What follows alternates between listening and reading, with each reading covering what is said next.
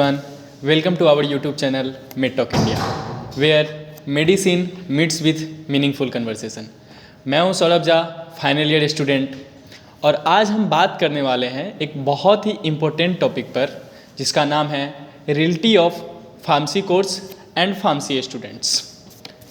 आज के टाइम पे फार्मेसी स्टूडेंट्स के माइंड में बहुत सारे डाउट्स होते हैं, जैसे करियर को लेकर, प्लेसमेंट्स को लेकर, इंटर्नशिप को लेकर और फ्यूचर अपॉर्चुनिटीज़ को लेकर। तो आज हम बिना किसी एजम्पशन के रियल फैक्ट्स पे बात करेंगे, और इस टॉपिक पे बात करने के लिए हमारे साथ आज मौजूद है हमारे respected principal sir doctor Sayantan Mukhopadhyay sir. Sir एक बहुत ही रिस्पेक्टेड एकेडमियन और रिसर्चर हैं जिन्होंने फार्मेसी एजुकेशन और साइंटिफिक रिसर्च के फील्ड में रिमार्केबल कंट्रीब्यूशन दिया है। सर एक बहुत ही रिस्पेक्टेड एकेडमियन और रिसर्चर हैं जिन्होंने फार्मेसी एजुकेशन और साइंटिफिक रिसर्च के फील्ड में रिमार्केबल कंट्रीब्यूशन दिए हैं। सर ने 100 से ज़्यादा रिव्यू और रिसर्च आर्टिकल लिखे हैं जो नेशनल और इंटरनेशनल रिप्यूट जर्नल्स में पब्लिश हुए हैं, जो उनकी स्ट्रॉन्ग रिसर्च बैकग्राउंड को क्लियरली शो करता है। इसके अलावा सर के पास 3 पेटेंट्स, जिसमें एक सेल्फ डिज़ाइन पेटेंट भी शामिल है। सर ने एकेडमिक के फील्ड्स में 3 बुक्स और 1 बुक चैप्टर के थ्रू भी अपना इम्पोर्टेंट कंट्रीब्यूशन दिए हैं।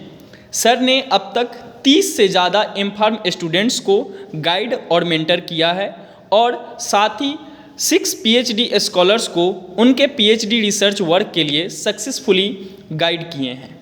एकेडमिक्स और रिसर्च के साथ साथ सर ने कई नेशनल और इंटरनेशनल कॉन्फ्रेंस में सेशन चेयर और रिसोर्स पर्सन के रूप में भी अपना एक्सपर्टीज शेयर किए हैं। सर के आउटस्टैंडिंग एकेडमिक और रिसर्च कंट्रीब्यूशन को देखते हुए उन्हें एकेडमिक एक्सीलेंस और साइंटिफिक रिसर्च एक्सीलेंस के लिए कई अवार्ड से भी सम्मानित किया गया है। आज हम सब के लिए यह एक गर्व की बात है कि इस इंस्पायरिंग एकेडमिक लीडर के साथ हम बात कर पा रहे हैं। So first of all, thank you so much sir for giving your valuable time and agreeing to be part of this podcast. Thank you, Saurabh. Thank you very much for inviting me for this particular session, and it's a proud and profound moment for me also to be actually part of this gesture what you people made, and I think it will be fruitful for the pharmacy professionals. Thank you. Sir सबसे पहला सवाल, आपको academics choose करने के लिए over the industry and clinical क्या चीज़ ने motivate किया?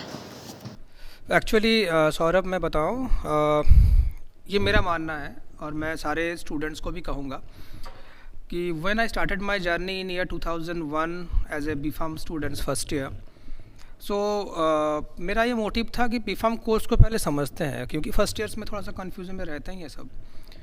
बीफार्म कंप्लीट होने के टाइम में ही 3rd ईयर 4th ईयर मुझे लग गया था, जब मैं जूनियर से इंटरेक्ट करता था तो मुझे लगता था कि मैं उनको समझा पा रहा हूँ, जो उनका डाउट है मैं क्लियर कर पा रहा हूँ, और मुझे उसमें इंटरेस्ट भी आ रहा है। Because my teacher always said that you never be a academician if you are not consider yourself as a good student, and if you are ready to be a student throughout your life journey, then you choose the academic professions. So after completing masters, I never have any doubt to be academicians because I love these professions, and that's why I am here. Yes. इसी से related एक next question है sir, आपके पास 18 year plus experience है, तो आप हमें ये बताएं कि पिछले 15 सालों में इंडिया का एजुकेशन सिस्टम फार्मेसी का कितना कुछ चेंज हुआ है? इसमें मैं आपको बताऊं, उसको समझने के लिए पहले आपको ये समझना पड़ेगा, क्योंकि मैं तो अभी उतना एक्सपीरियंस नहीं हूँ जितना आप लोग बता रहे हो। अभी हम स्टूडेंट ही हैं, तो लेकिन एक हमने बहुत ड्रास्टिक चेंज देखा है फार्मेसी प्रोफेशंस में। वो ये है कि हमारा जो करिकुलम है फार्मेसी प्रोफेशंस का, वो पहले रेगुलराइज्ड नहीं था। 2008 में फार्मडी का रेगुलेशंस आया, और एक फार्मडी प्रोफेशंस हमने देखा कि जहाँ पर हम इंडिया भी एज ए क्लिनिकल फार्मासिस्ट तैयार करने के लिए रेडी हो रहा है। Prior to that pharmacies the curriculums are more towards community pharmacy and social pharmacy type of things. In 2014 education regulations for BPharm programs as well as MPharm programs are established by the PCI, Pharmacy Council of India. In that regards, we generally focused on industrial pharmacy more. And in 2020 we changed the regulations for the DPharm. So in a nutshell we can say that it's a continuous growth, but lots of gaps are there, and all the council members are also willing to fill that gap, because you know that pharmacy industry is ever changing field, and it's a dynamic field. Every day new inventions are in place, so that's why we need to change our curriculum more frequently, what I suggest. And we need to be special emphasis on internship program as well as training program for the students, जो थोड़ा सा lack हो रहा है कहीं ना कहीं जी। बहुत बढ़िया सर। सर नेक्स्ट क्वेश्चन है, बहुत से स्टूडेंट बीफार्म करियर बिना किसी एक ऑप्शन जाने कि हमें क्या करना है उसको चूज करते हैं, इसको आप कितना बड़ा इशू मानते हैं? देखिए, आप लोग एक चीज़ दिमाग में रखिए, 10+2 के बाद हम लोग सारे एक ऐसे स्टेट माइंड ऑफ में रहते हैं कि जहाँ पर हमें लगता है कि चलो पेरेंट्स ने बोल रखा है हमें मेडिकल्स लाइन में जाना है, तो we prepare for the NEET examinations, और आईआईटीज़ में जाने हैं तो हम लोग आईआईटीज़ के एंट्रेंस देते हैं इंजीनियरिंग के लिए। फार्मा हो, चाहे नर्सिंग हो, चाहे पैरामेडिकल्स हो, ये जो हेल्थ केयर प्रोफेशंस हैं वो मैं मानता हूँ कि बहुत कम स्टूडेंट्स होते हैं जो प्री प्लान्ड होके आते हैं, और मैं इसको ना हमेशा पॉजिटिवली लेता हूँ अगर मेरा पर्सपेक्टिव से देखोगे, क्योंकि उसमें अगर स्टूडेंट्स क्यूरियस रहेगा कि मुझे क्या सीखने को मिलेगा, तो वो क्यूरियोसिटी से उनको शायद लर्निंग और अच्छा मिलेगा। तो इसको मैं नेगेटिव नहीं मानता हूँ कि आपको प्री प्लान्ड होकर आप आओगे, आप सोचोगे कि मुझे ये सीखना है, that's good, but if you are not in that state, that is also acceptable. If you are ready to be curious, आपको सीखने का इच्छा है कि मुझे जाके देखता हूँ एक नया कोर्स मिलेगा, उसमें क्या सीखने को मिलेगा, तो आप ओपन रहते हो हमेशा सीखने के लिए, तो मेरे लिए तो वो पॉजिटिव है जी। सर इसी से जुड़ा एक और क्वेश्चन पूछना चाहूँगा कि जो बच्चे फर्स्ट ईयर में आ रहे हैं उनसे आप किस टाइप का बेसिक स्किल्स और माइंडसेट उनमें आप देखना चाहते हैं? देखिए, चाहे वो बीफार्म कोर्स में हो या कोई भी कोर्स में हो, जब फर्स्ट ईयर्स में आप आते हो तो आपको सारे नेगेटिविटी जो अपने माइंड में, अपने एकेडमिक नेगेटिविटी में कहूँगा, हो सकता है आप कुछ फेलियर्स रहा हो पीछे, या कुछ फियर रहा हो, कुछ डर रहा हो, इसको बिल्कुल छोड़ देना है और फ्री माइंड से आपको बस सीखना है। स्किल की जहाँ तक बात है, फार्मेसी क्योंकि मोस्ट ऑफ द पोर्शन उसमें केमिस्ट्री भी है, उसमें फिज़िक्स भी है, अप्लाइड फिज़िक्स, कुछ पार्ट में बायोस भी है, और मैथ्स का भी पोर्शन तो आ ही जाता है। तो अगर आप साइंस स्ट्रीम से हो और आपका बेसिक थोड़ा सा क्लियर है पीसीएम और पीसीबी में, तो आप इस फील्ड में बहुत ज़्यादा एक्सेल कर सकते हो। तो मैं मानता हूँ कि मिनिमम जो आपका पीसीबी और पीसीएम कोर सब्जेक्ट है साइंस में, उसमें बेसिक नॉलेज होना तो बिल्कुल ज़रूरी है, तभी जाके आप एडवांस में उसको सीख पाओगे। सर एक और क्वेश्चन, क्या आपको लगता है कि जो करेंट बीफार्म का करिकुलम है वो हमारे फार्मा इंडस्ट्री और हॉस्पिटल के लिए रेलेवेंट है? मैंने आपको जैसे कहा ना कि रेगुलेशंस जो इन्होंने बनाया है बीफार्म के लिए, वो 2014 के बाद से अपडेट ही नहीं हुआ, और 14 के बाद से अभी हम लोग 2025 में हैं, और इस 11 साल में इतने सारे चीज़ें चेंज हो चुके हैं इंडस्ट्री सेक्टर्स में और क्लिनिकल सेक्टर्स में, तो सिलेबस में बहुत बड़ा गैप है। ऑटोमेशंस, मशीन लर्निंग एक बहुत बड़ा रोल प्ले कर रहा है फार्मा इंडस्ट्री में। जो रेगुलेटरी गाइडलाइंस हैं वो भी चेंज हो चुका है, इसीलिए pharmacy council of India 2026-27 session में रिवाइज्ड करिकुलम लेने वाले हैं। उसके तहत कोशिश किया गया है कि कुछ वैल्यू एडेड कोर्सेज के लिए फ्री स्लॉट छोड़ा जाए। हम लोग अपने करिकुलम में इंटर्नशिप को सेमेस्टर वाइज इंट्रोड्यूस करें। हम लोग कंफर्म करें कि बिना इंटर्नशिप के, चाहे वो हॉस्पिटल इंटर्नशिप हो, चाहे वो इंडस्ट्री इंटर्नशिप हो, बीफार्म कंप्लीट ना हो। मशीन लर्निंग और एआई के बेसिक नॉलेज फार्मेसी स्टूडेंट्स भी ले, ताकि वो गैप को मेंटेन कर पाए, और इंडस्ट्री रिलेवेंट कुछ करिकुलम्स भी इम्प्लीमेंट होने के लिए प्रोपोज्ड हैं। तो दैट मीन्स मैं ये कहूँगा कि 26-27 में हम लोग एक revised and more fruitful syllabus देख पाएंगे। सर बहुत अच्छा, आपने अभी इंटर्नशिप और ट्रेनिंग्स की बात की। इसी से जुड़ा मैं सवाल पूछना चाहता हूँ कि आज के टाइम पे जो इंडस्ट्री में, ज़्यादातर इंडस्ट्री में ही जो इंटर्नशिप चल रहे हैं, वो क्या ट्रूली मीनिंगफुल है या सिर्फ सर्टिफिकेशन बेस्ड बन चुका है?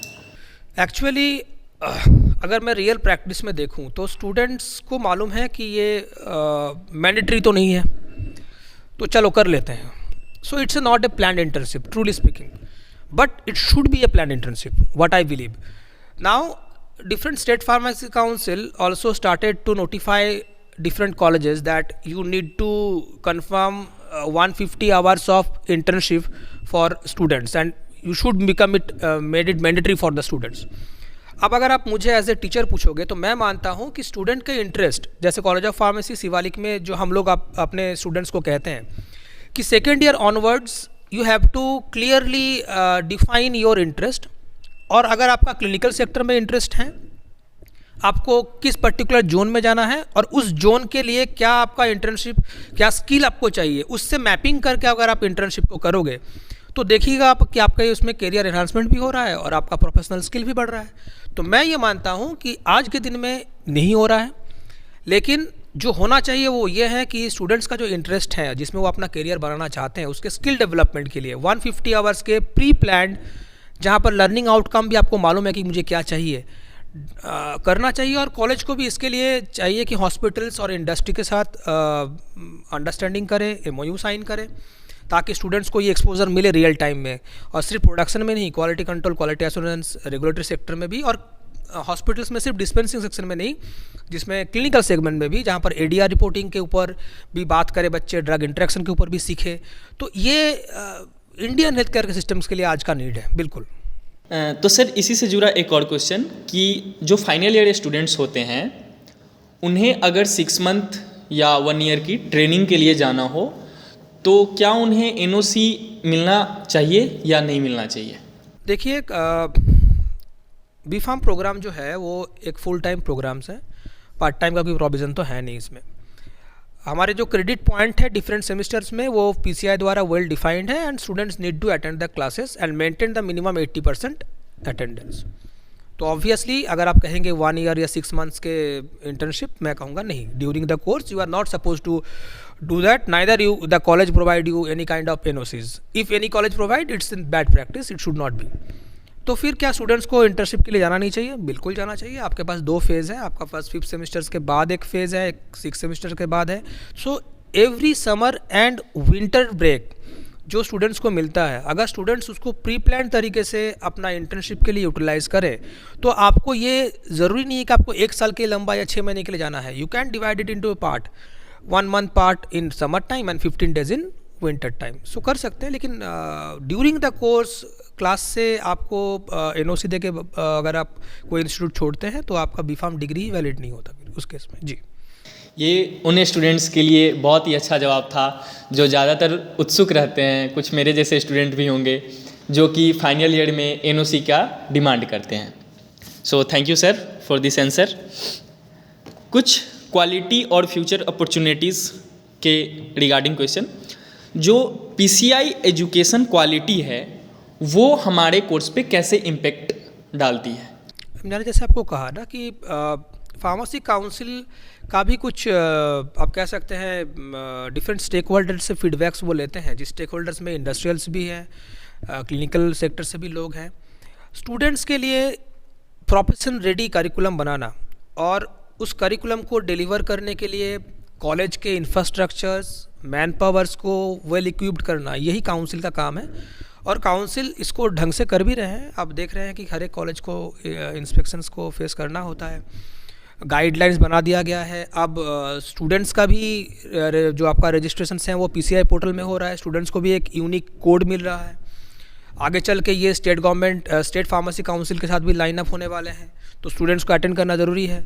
करिकुलम को जैसे रिवीजन हमने कहा ही कि करिकुलम एक जो एजुकेशन रेगुलेशन कमिटीज़ हैं वो बैठा हुआ है और उन्होंने सारे स्टेट से फीडबैक भी ले रहे हैं, तो करिकुलम को हम अपडेट कर रहे हैं. सो ओवरऑल मैं कह सकता हूँ कि फार्मेसी काउंसिल जो है वो आज के दिन में बहुत ज़्यादा एक्टिव है और वो चाह रहे हैं कि जो इंडस्ट्री का नीड्स है, जो सोसाइटी का नीड्स है, उसके अकॉर्डिंगली स्टूडेंट्स को इक्विप करें. जी, कुछ करियर से रिलेटेड क्वेश्चन है, जैसे कि जो फार्मेसी स्टूडेंट्स के प्लेसमेंट्स होते हैं वो कुछ अदर प्रोफेशनल जो कोर्सेस हैं उनसे थोड़ा कम या फिर उनका स्टार्टिंग सैलरी जो बोल सकते हैं वो थोड़ा कम, ऐसा क्यों है? हाँ, ये बात मैं एग्री करता हूँ और ये शायद हर एक स्टूडेंट्स के लिए भी एक आप कह सकते हो कि थोड़ा non motivating type of things होते हैं कि सर हमें स्टार्टिंग सैलरी कम मिलता है। ये नहीं है कि जॉब नहीं है, फार्मेसी सेक्टर में जितना जॉब है शायद ही किसी और सेक्टर में होगा। इसका कारण एक ही है, आपको शायद मालूम होगा कि इंडिया में 3000 प्लस आपके इंडस्ट्रीज़ हैं, है ना। 10,500 प्लस हमारे पास मैन्युफैक्चरिंग यूनिट्स हैं, है ना। तो ऑब्वियसली बात है, ये बहुत ऑर्गेनाइज्ड सेक्टर है। हम लोग वर्ल्ड फार्मेसी में अपना बहुत ज़्यादा स्ट्रॉन्ग फुट रखे हुए हैं। हम लोग जेनेरिक सप्लायर में ग्लोबली टॉप रैंक में आते हैं। हम लोग वर्ल्ड का बेस्ट वैक्सीन सप्लायर्स में से गिने जाते हैं। तो जब इतने सारे चीज़ें इंडियन फार्मास्यूटिकल इंडस्ट्री कैरी कर रहे हैं तो जॉब अपॉर्चुनिटीज़ तो है। बात यहाँ पर आता है कि स्टार्टिंग सैलरी उतना क्यों नहीं है। इसके पीछे दो कारण हैं। एक, ट्रेंड वर्कफोर्स। अगर स्टूडेंट्स अपने आप के स्किल को एनहांस करते हैं और इंडस्ट्री रेडी स्टूडेंट्स मिलते हैं जिनका स्किल मैपिंग इंडस्ट्री के नीड के अकॉर्डिंगली है, तो इंडस्ट्री को ट्रेन करने के लिए टाइम वेस्ट करने का ज़रूरत नहीं होगा। सो इन दैट केस जो ट्रेनिंग पीरियड में वो प्रोवाइड करते हैं स्टार्टिंग सैलरी, उसको वो अब कन्फर्म वाले पीरियड में कंसिडर कर सकते हैं। तो यहाँ पर दोनों पर्सपेक्टिव को सोचना होगा। बीइंग स्टूडेंट्स हमें चाहिए कि हम फोकस करें, और कॉलेज भी फोकस करे स्टूडेंट्स के स्किल को मैप करने के लिए, किसके साथ ना, इंडस्ट्रियल नीड के साथ, ताकि आपको एज ए प्रोडक्शन ट्रेनी या क्यूसी ट्रेनी ना मिल के as a production chemist, QC chemist job opportunity मिले, जिसका स्टार्टिंग सैलरी शायद ये प्रॉब्लम का आंसर हो सकता है। बिल्कुल सर, तो क्या जो बी फार्म लेवल पर एजुकेशन हमारा चलता है और जो हमारे प्लेसमेंट्स मिलते हैं, और कुछ सेक्टर में हम देखते हैं कि वो एम फार्म को प्रिफर्ड करते हैं, तो क्या फार्मेसी में सक्सेस लेने के लिए और एक हायर सैलरी पे पहुंचने के लिए हमें हायर एजुकेशन नेसेसरी है? देखिए, नेसेसरी और नीड्स और इंटरेस्ट तीनों अलग चीज़ें हैं, है ना। अगर आप बोलोगे कि सर मुझे एम फार्म क्यों करना है क्योंकि मुझे हायर एंड जॉब चाहिए, तो ऑब्वियसली बात है कि बी फार्म के बाद जो जॉब ऑफर्स होते हैं जितने सैलरी, वो एम फार्म के बाद होगा, तो एम फार्म के बाद ज़्यादा होगा ही, क्वाइट ऑब्वियस। लेकिन मेरा ये मानना है कि एम फार्म जब आप कोई स्टूडेंट्स करेंगे ना, वो प्री डिफाइंड होना चाहिए, प्री डिफाइंड गोल के साथ। बी फार्म के बाद अगर आप कहते हो कुछ जॉब अपॉर्चुनिटीज़, ऑब्वियसली जब एम फार्म स्पेसिफिक है in terms of academics, you are not suppose to enter in to the academics field after B pharm immediately, but after M pharm you are eligible.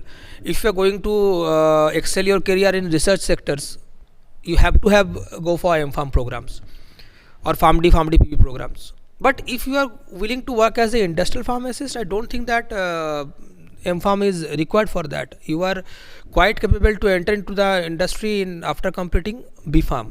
और उस 2 साल में आप अपने skill को develop कीजिए, आप भी उतने सैलरी में पहुँचेंगे जो M.Pharm फ्रेशर पहुँचते हैं। लेकिन हाँ, स्किल को डेवलप करना होगा। और मैंने जैसे कहता हूँ, जो कॉलेज ऑफ फार्मेसी शिवालिक में हम लोग प्रैक्टिस कर रहे हैं आप लोगों के थ्रू, कि जो सर्टिफिकेशन कोर्स है उसके ऊपर हम लोग थोड़ा सा ध्यान दें, ताकि स्टूडेंट्स को ये ना लगे कि मास्टर्स ही करना एकमात्र है। लेकिन अब मैं आपको फिर से कह रहा हूँ, अगर आपको एकेडमिक्स में आना है, अगर आपको रिसर्च में जाना है, अगर आपको पीएचडी पोस्ट डॉक में अपना करियर देखना है, तो masters is the only options, है ना।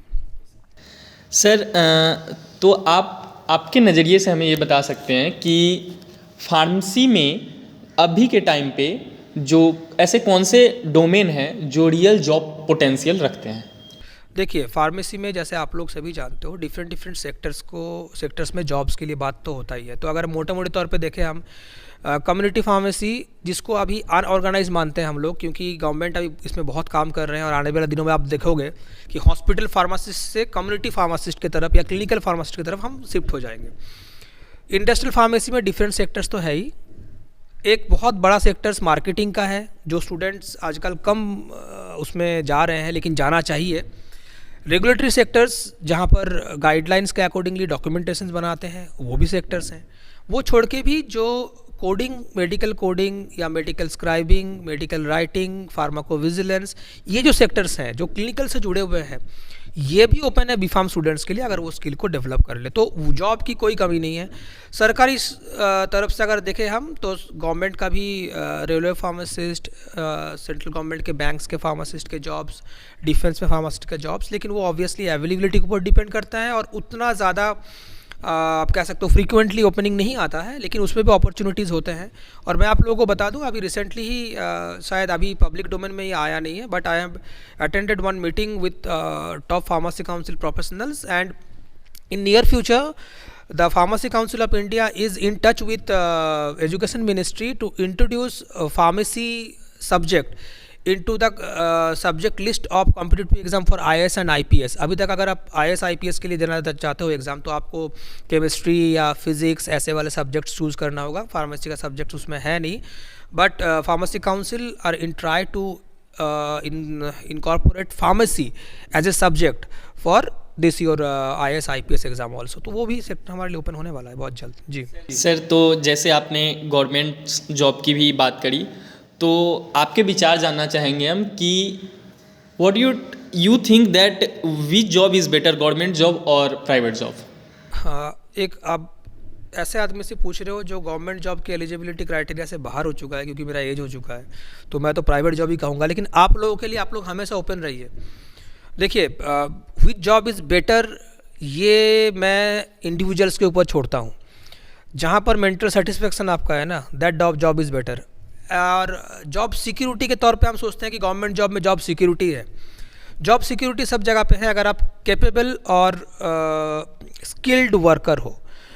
स्किल्ड वर्कर के लिए हमेशा डिमांड रहते हैं, और आपका जॉब कभी भी अनसिक्योर नहीं होगा अगर आप कैपेबल हो। और आप सोच रहे हो आप कैपेबल नहीं हो, आपको सिक्योरिटी चाहिए और आपको गवर्नमेंट जॉब मिल जाए, तो उसके लिए भी तो आप कैपेबल नहीं हो ना, क्योंकि आपका एग्ज़ाम क्लियर नहीं होगा उसके लिए, क्योंकि उसके लिए तो कॉम्पिटिटिव एग्ज़ाम बैठना है।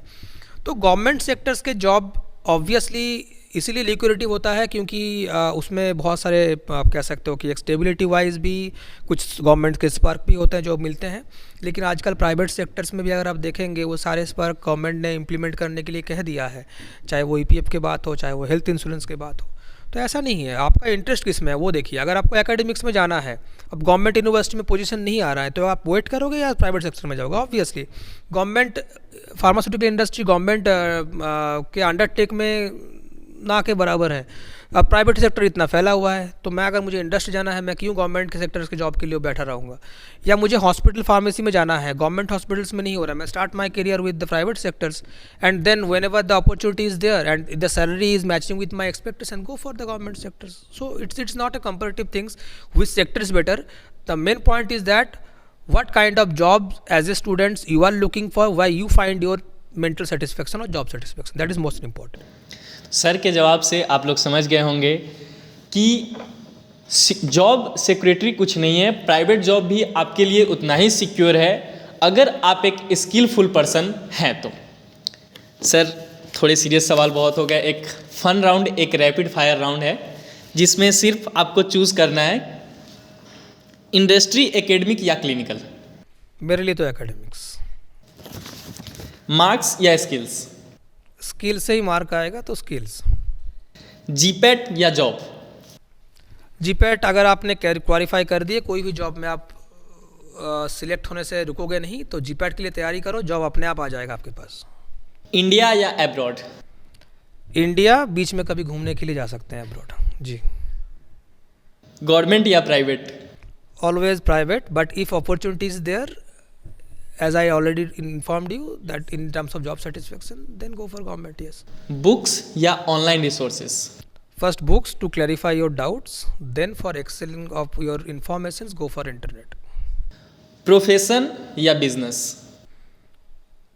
आपके अगर स्किल है बिजनेस को सेटअप करने के लिए तो बिजनेस में जाइए, अदरवाइज लॉस हो जाएगा तो फिर से वापस आना पड़ेगा। तो अगर स्किल है, मेरे में नहीं है बिजनेस करने का, तो इसलिए मैं प्रोफेशनल में हूँ। बाकी बिजनेसमैन भी प्रोफेशनल्स हैं, तो ये क्वेश्चंस को इसके कर लीजिए कि अगर आप खुद अपना सेटअप इस्टेब्लिश करना चाहते हो या अपने किसी का अंडर जॉब करना चाहते हो, तो मैं तो हमेशा मानता हूँ कि अपना सेटअप बनाइए, है ना। गवर्नमेंट भी इतने प्रपोजल्स लेके आ रखे हैं, वैसे भी आपको फंड देते हैं, और फार्मा सेक्टर्स में तो फंड मिलना बहुत आसान है अगर आपके पास आइडियाज़ हैं। लेकिन क्या आप उसके लिए तैयार हो, उसका मेंटल सेट है, तो ऑब्वियसली आप जाना चाहिए आपका एंटरप्रेन्योरशिप में। बिल्कुल। डिसिप्लिन या freedom for students? Freedom with discipline. मतलब मैं हमेशा अपने स्टूडेंट लाइफ से मानता हूँ, मैं अपने आप को डिसिप्लिन तो नहीं कहूँगा बच्चा, लेकिन मैं ये जानता हूँ कि मैं टेक्निकल डिसिप्लिन हूँ। मतलब मेरे प्रोफेशंस के लिए जो डिसिप्लिन डिमांड है, मैं एक प्रोफेशनल कोर्स में हूँ, वो भी हेल्थ केयर प्रोफेशनल कोर्स में। तो अगर मैं डिसिप्लिन नहीं होऊंगा तो मैं अपने जो आपका करियर प्रोस्पेक्टिव है वहाँ पर आप कहीं लैक करोगे। तो डिसिप्लिन तो आपको होना चाहिए, लेकिन ये ऐसा डिसिप्लिन नहीं कि जहाँ पर आपको चश्मा पहन के और टाई लगा के घूमना है। डिसिप्लिन मीन्स जहाँ पर आप जानते हो आपका दायरा कितना है। बिल्कुल। ट्रेडिशनल या technology based teaching? Technology based teaching with traditional touch. Salary expectation realistic या ओवरहाइप्ड? अब ओवरराइड करके तो फ़ायदा है नहीं, मिलेगा उतना ही जितना रियलिस्टिक है। सोचने में कोई बुराई नहीं, रात को हम सोच सकते हैं, दिन में वो भूल जाए और अपने स्किल में ध्यान दे। बिल्कुल। Amazing answer sir, thank you for this fun round. Next question sir, students और कॉलेज या यूनिवर्सिटीज़ में रिस्पॉन्सिबिलिटी का बैलेंस कैसा होना चाहिए? आपका सवाल आप रिपीट करो प्लीज़।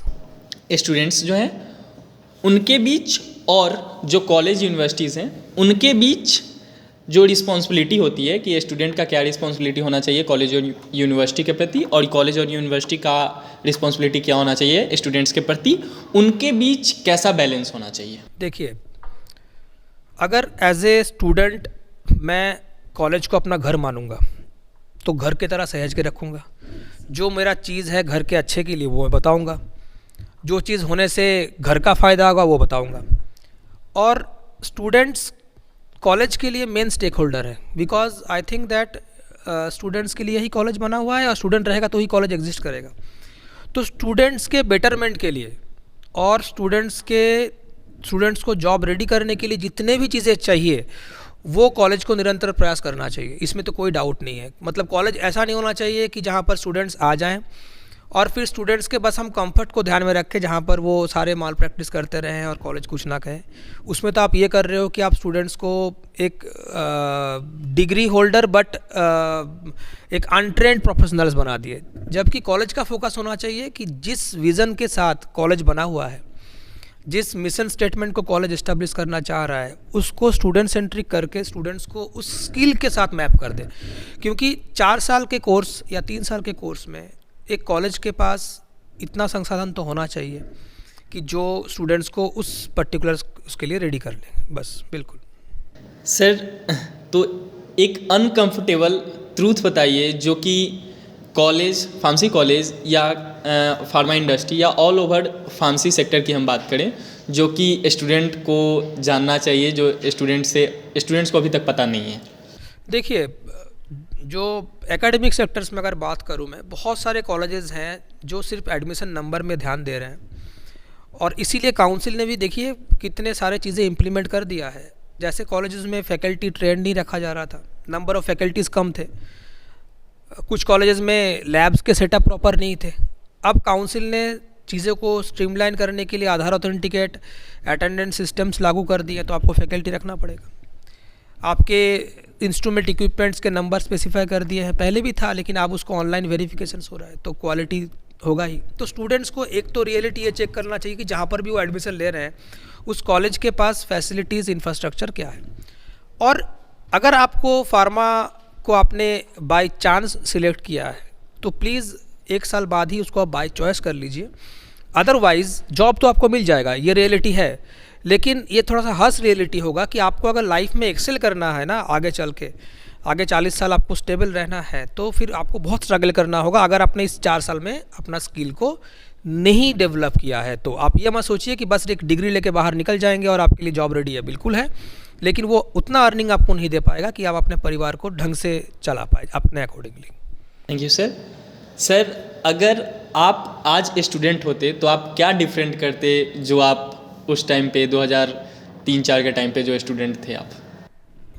एक्चुअली पहले तो मैं पॉडकास्ट के उधर होता है ना, और लेकिन एक चीज़ मैं बताऊं, जो आप लोगों के पास अपॉर्चुनिटी है और हमारे पास नहीं था, वो ये है कि सोर्स ऑफ इंफॉर्मेशन बहुत रेडिली अवेलेबल है।